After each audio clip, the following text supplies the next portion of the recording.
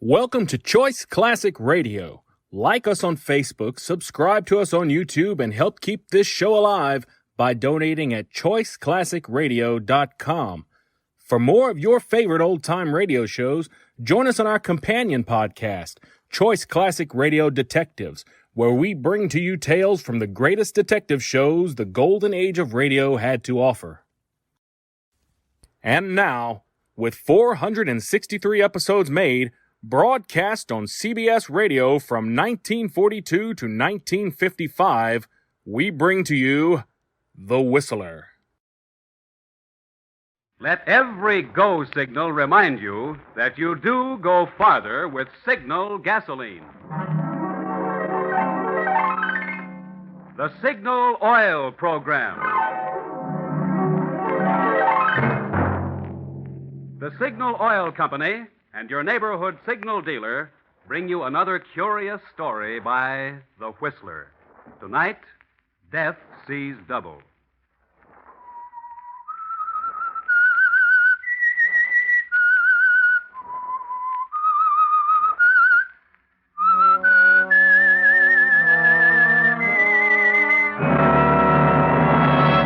I am the Whistler, and I know many things, for I walk by night. I know many strange tales, many secrets hidden in the hearts of men and women who have stepped into the shadows. Presently I'll tell you of nameless terrors of which they dare not speak.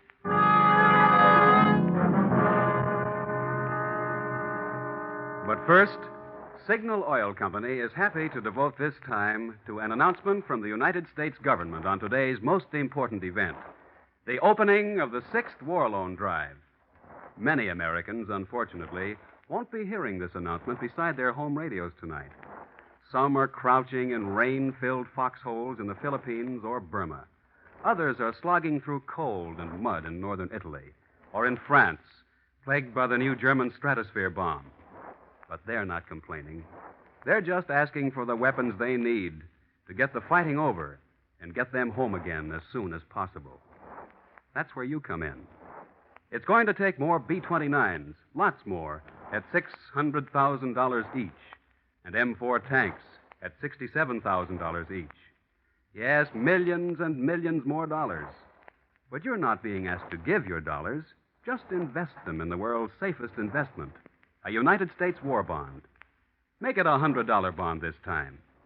Your war bond dollars not only pay you excellent interest while ensuring your future security, but they say to the boys we sent over there, you're not quitting, neither am I, till it's over there. And now, The Whistler.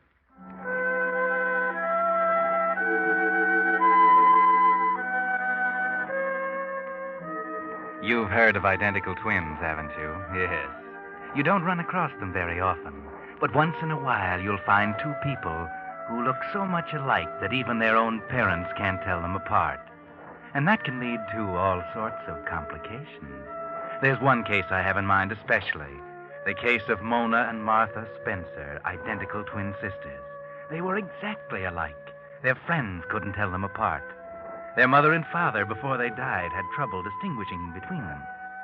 After their parents' death, they were alone in the world. Two devoted, loving sisters. At least that's what everyone thought. Two loving sisters, beautiful, popular, surrounded by admirers. Then along came Bill Everett, handsome, successful, the catch of the season, as they say. And Mona caught him. Yes, they became engaged, and Mona bought out the stores for her trousseau. And one night, she and Martha stood in Mona's room, admiring the beautiful dresses and lingerie she had purchased. And this dress, and this robe, and... What's the matter, Martha? Oh, nothing. I think they're beautiful, all of them. Especially this dress. I wonder how I'd look in it.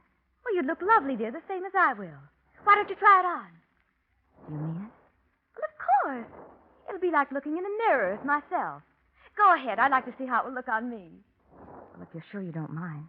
Of course I don't mind. Go ahead. Try it on. Oh, you're a very lucky girl, Mona. Lucky? Be so lovely and have Bill. Well, if I'm lovely, so are you. We're both alike. Yes, except for one thing. Martha, what is it? We've never had secrets from each other. How aren't we alike? You have Bill. Oh, I do believe you're jealous. Are you in love with Bill, too? Nonsense. I just can't help feeling a little jealous, naturally. You found your man, and I... Well, do you blame me? We're not alike in another respect, Martha. You're weak, and I'm strong. Weak? Yes. I found my man, as you put it, because I made up my mind to find him. You should do the same. Darling, what's happened to all your boyfriends? You've been staying home so much lately. Well, I just haven't felt like going out, that's all. Martha, sometimes I don't understand you. You're so moody lately. Oh, that's probably Bill. Run down and let him in like a good girl. I'll be dressed in a minute. All right.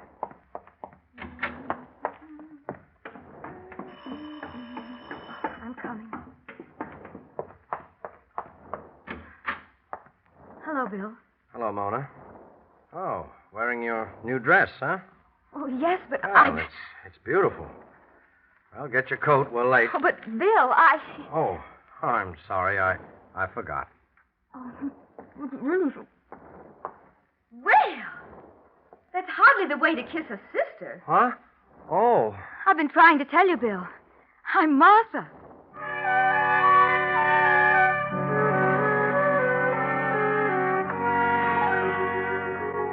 Poor Bill can't tell his fiancée from her sister. Yes. It's too bad that incident at the door had to happen, because it gave Martha an idea. She tried to put it out of her mind, but she couldn't. She thought about it all evening while Mona and Bill were out having a good time. Tell me from Mona. Couldn't tell me from Mona. Not even when he kissed me. He couldn't tell. Yes, that little voice kept whispering to her over and over and over again. It wouldn't go away. The thought was there, insistent, growing. If even Bill couldn't distinguish between them, why not? Why not? By the time Mona came home, the thought had grown into a plan, and Martha was waiting for her sister. Oh, hello, Martha. Still up? Yes, I couldn't sleep. Oh, what's the matter? I've been thinking. Really? Oh, that's good. Oh, now run along to bed like a good girl. I'm dreadfully tired. Suppose you had a good time with Bill tonight. Wonderful. Where did you go? To the 74 Club in Maisie's, and... Oh, I'll tell you all about it tomorrow. Tell me now. Martha, what's the matter with you? Why are you still up? It's late. You should have been in bed long ago. I couldn't sleep. Well, that's too bad, dear. Why not take something? I was thinking. I didn't want to sleep. Well, that's a waste of time. Now run along and get to bed. I'm certainly not going to stay and talk just because you don't want to go to bed. I'll tell you all about tonight in the morning, dear.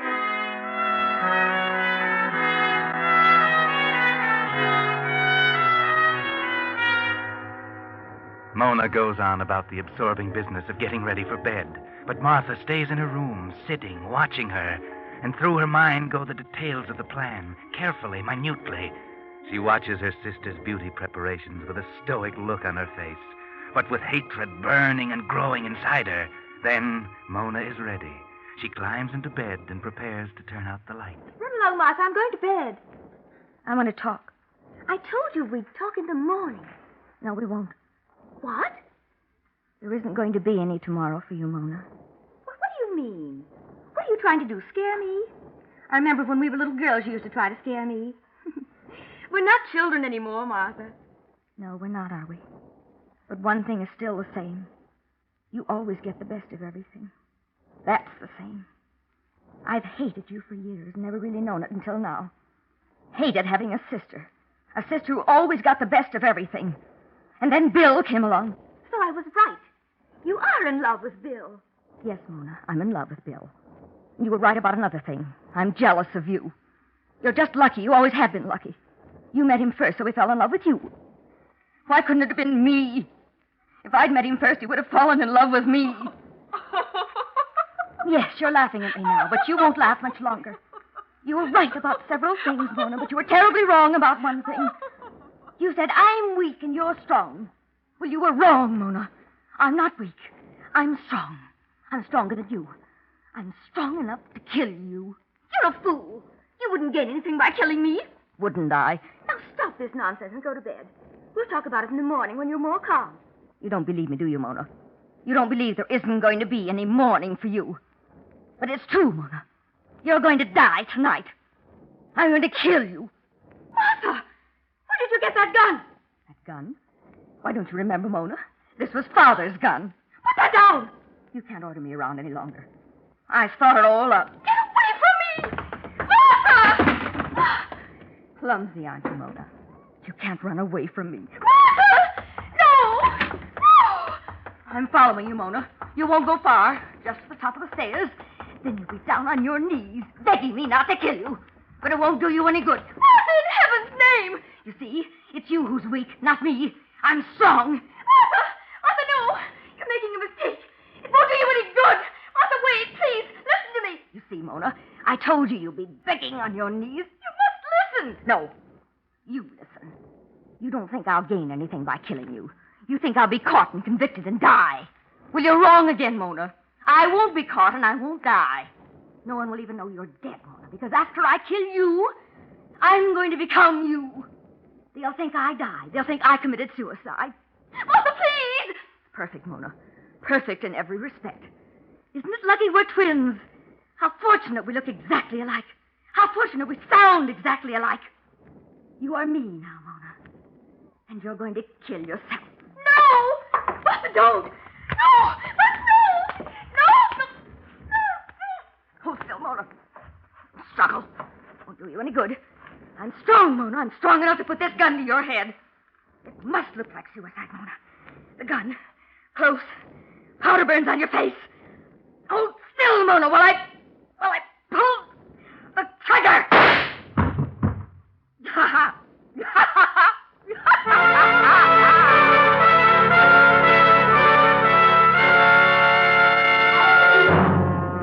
So Martha Spencer killed her twin sister, Mona. Then, carrying out her plan, she immediately assumed Mona's identity. She changed into Mona's dress, arranged the gun in Mona's hand, took Mona's engagement ring and diamond clip, dressed Mona in one of her robes, and put her dinner ring on Mona's finger. Oh, yes, it was perfect. Perfect in every detail. What could the police suspect when not even Bill Everett could tell Mona and Martha apart? Hello? Police department? I think you better come to 437 Oak Street right away. My sister just committed suicide. What? Oh, yes, I'm Mona Spencer.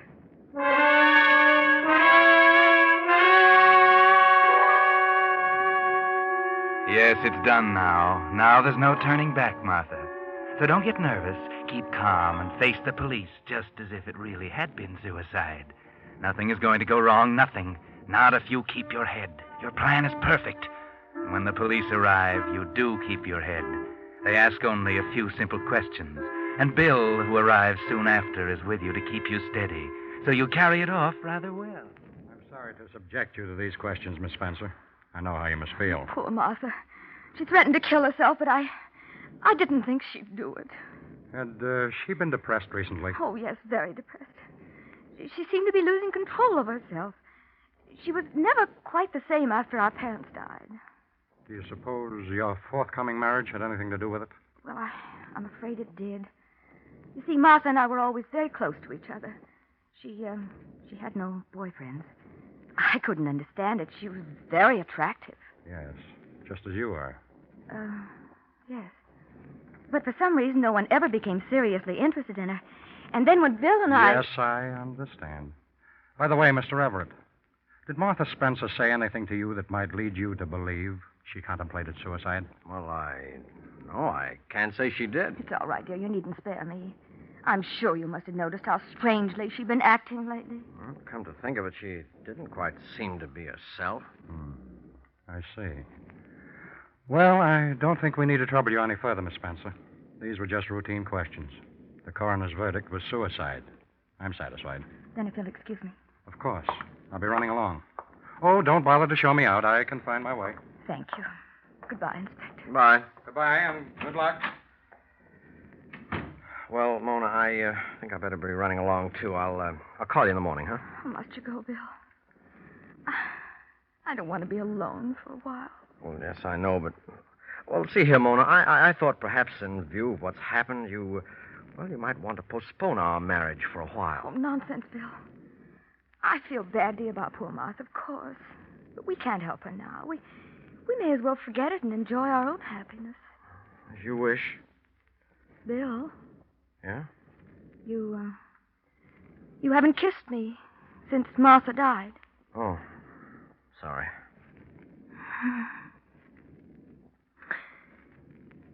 I love you, Bill. And now you're mine. Forever.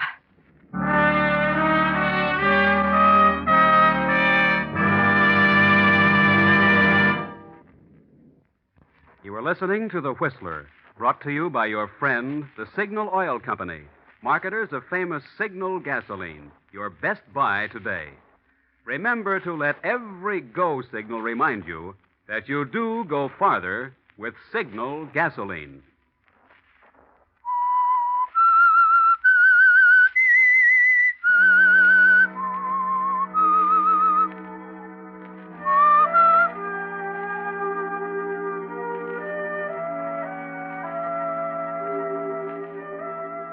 Well, several weeks went by. Martha thought she'd better wait a little while to make certain that the cold-blooded murder of her sister was not suspected. Yes, she was a clever girl, this Martha Spencer, posing as her twin sister, Mona. Martha knew she looked exactly like Mona. But did she talk exactly like her, and walk and act and make love exactly like Mona? At first, the possibility bothered her. Bill, kiss me. Hmm? Okay. There. Bill, Yeah? you sometimes act so cold. I haven't done anything to make you feel different. Oh, you know better than that. What's eating you, Mona? Nothing. I mean, I just wondered if I'd changed any. So much has happened. No, you haven't changed, Mona. You'll never change. Never in this world.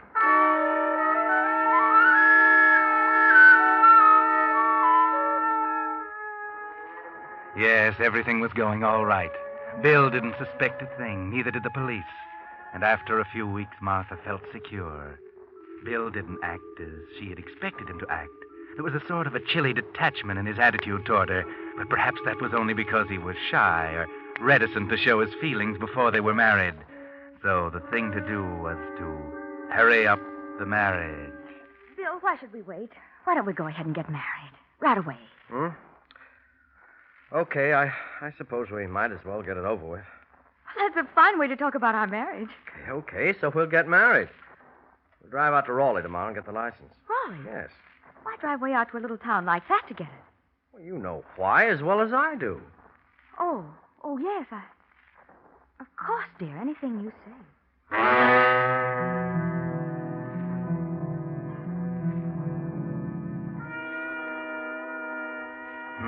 That's strange, isn't it, Martha? You don't know what he meant by that, do you? There must be some secret between Mona and Bill that you didn't know about. But never mind, it can't be very important. And he didn't suspect you. Don't worry about it as you drive out to Raleigh, go to the courthouse and sign the application. But now there's something else. You watch amazed as Bill signs the application for a license. Bill? It's all right. I've signed correctly. Look, you can see for yourself. Bill, Stop it, Mona. What's getting into you? Next, please. Oh, yeah. Here you are. Uh-huh. Let's see now. Seems to be all right. That'll be $2, please. Yeah. Thank you. We'll have to wait 3 days, you know. Oh, well, better wait a moment now than later in the divorce court. Let's see, let me check these names here again. Miss Mona Spencer and Mr. George Garrett.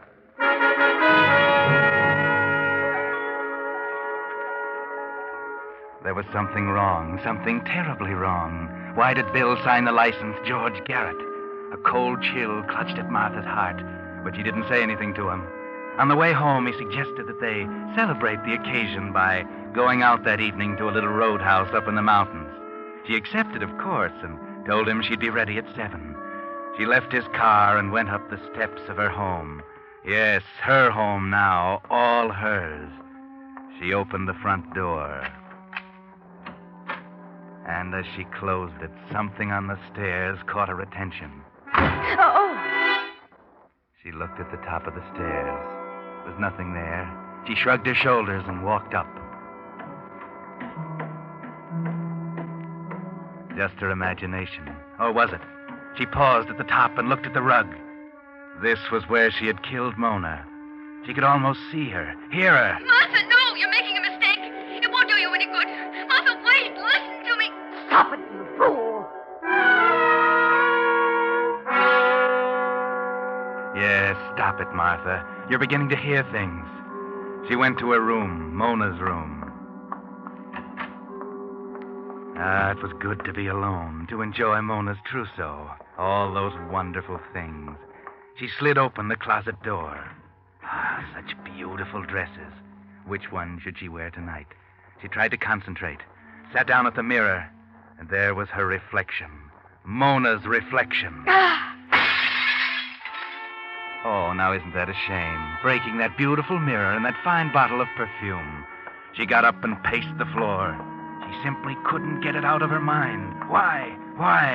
Why did Bill sign his name George Garrett? And why do Mona's words keep coming back to her? You're making a mistake. It won't do you any good. Martha, wait, listen to me. I won't think about it. I won't.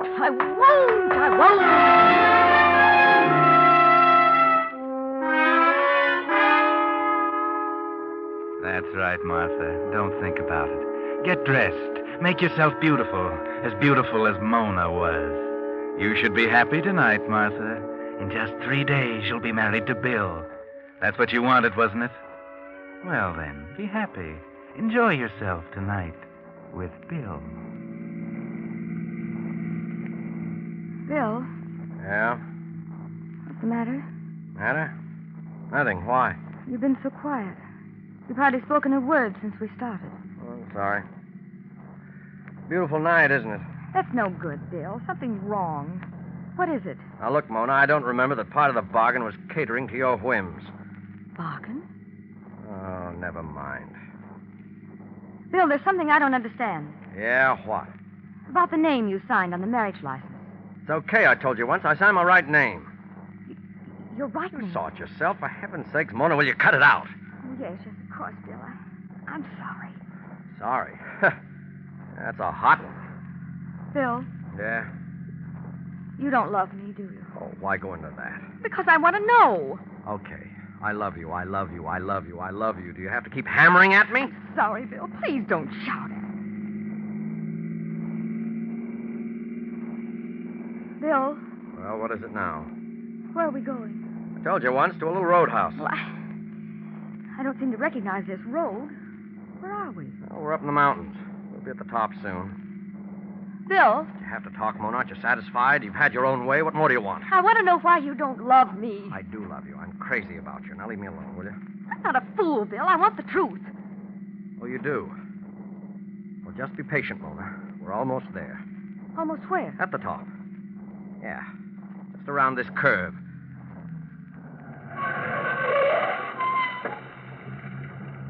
There. We're here. I don't see any roadhouse. No, there isn't any, Mona. Then why are we stopping? So you can get the truth. You're always getting everything you want. All right, Mona. Look over there. Where? Over there, while I... Bill, what are you doing? Just tying your arms. And now I'm gagging you. No, why are you doing There we are. No. Oh, No, nice and neat. How does it feel to be gagged, Mona? Oh, no, Mona, it's no use. You're going to listen to me now. You had your own way long enough. Always talking, always ordering, demanding. Well, I'm not going to go through with it, Mona. I'm not going to marry you. You can only torture a man so long, and then he does something about it. And I'm going to do something about it right now. Yes, Mona. Yes, I'm going to kill you. I've tried to reason with you. I've begged, I've pleaded, I've threatened, but you've only laughed at me. You thought because you knew my secret you could force me to marry you. Well, you can't. I'd rather go to prison than marry you. No, I won't marry you. And I won't go to prison because this is going to look like an accident. I've got a perfect alibi, Mona. I can count for every minute of this evening. When they find you, they'll think you took that curve too fast, and they'll pronounce it accidental death. Perfect. This is your car, and there's nothing to connect me with even being here this evening. and I'll be rid of you, Mona. I'll be free to marry Lois. Oh, you didn't know Lois, did you? You didn't even know such a person existed, did you? Well, she does, and I'm in love with her. I love her, not you, and I'm going to marry her. Please, Won't do you any good to beg, Mona. I can't trust you. I trusted you once with a secret, and you tried to blackmail me into marrying you. Oh, don't know anything about that. You No, got but the wrong I girl. can't let you go over the cliff, bound and gagged. No. No, that was just to make you listen, so I could tell you why you're going to die. Wouldn't do to have them find you with your arms tied together. That wouldn't look quite like an accident, would it? Well, this is it, Mona. Now, you won't feel a thing when I bruise your pretty little head. Now, just remove the gag and the ropes. Release the brake. Engage the clutch. Start the engine.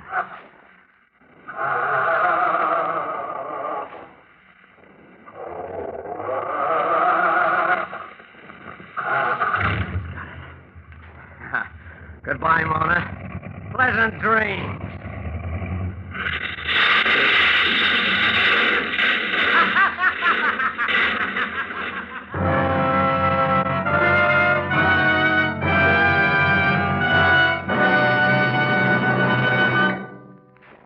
The Whistler will return in just a moment with a strange ending of tonight's story. Meantime, let's test your memory. How long has it been since you had the lubricant changed in your transmission and differential?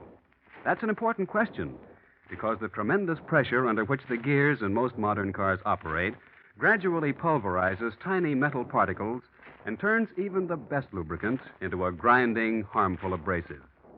That's why, if it's been 5,000 miles or over 6 months since you had your transmission and differential lubricant changed, your neighborhood Signal gasoline dealer suggests that now is a good time to do it. Now, when you bring your car in to have its Signal safety chart lubricated for winter protection. Your Signal dealer has the equipment to thoroughly flush out the old, worn-out lubricant.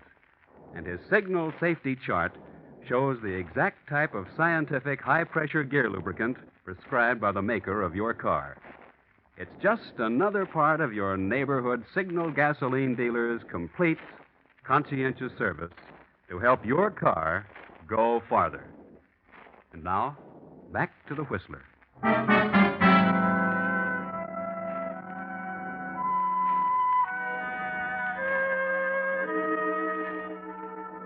Poor William Everett, or George Garrett. That was his real name. He didn't get away with it. His alibi was foolproof enough so far as the accident was concerned. But he forgot that Inspector Dudley would check up on the marriage license and see his name signed big as life. The name of George Garrett, an escaped convict. Yes, Inspector Dudley didn't have to pin a murder on him. All he had to do was send him back to prison to finish serving a term of life imprisonment. Poor Bill. He only committed murder to protect his secret, and he never knew that it wasn't Mona he killed. It was Martha. And Martha hadn't the slightest idea that he had a secret, so she would never have given him away. Too bad Martha couldn't have known the truth before she killed Mona. Oh, well. That's what happens sometimes when you're a twin and you're in love with the same man as your sister.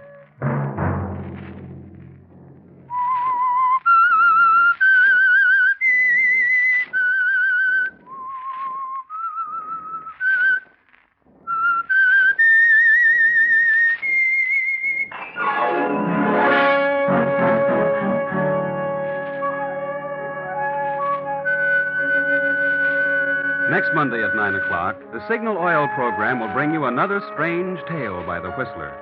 The Signal Oil program is broadcast for your entertainment by the Signal Oil Company, marketers of Signal's famous Go Farther gasoline and motor oil, and by your neighborhood Signal Oil dealer, who is at your service daily to keep your car running for the duration. The Signal Oil program, produced and directed by George W. Allen, with story by Ralph Rose and music by Wilbur Hatch, is transmitted to our troops overseas by the Armed Forces Radio Service. Bob Anderson speaking for your friend, the Signal Oil Company, and suggesting once again that you let every go signal remind you that you do go farther with Signal gasoline. This is CBS, the Columbia Broadcasting System.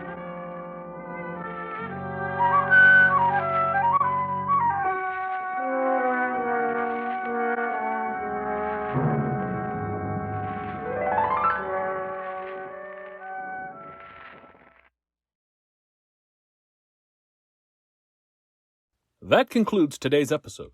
We'd like to thank you and remind you to donate at choiceclassicradio.com. Remember, your donations make episodes like this possible.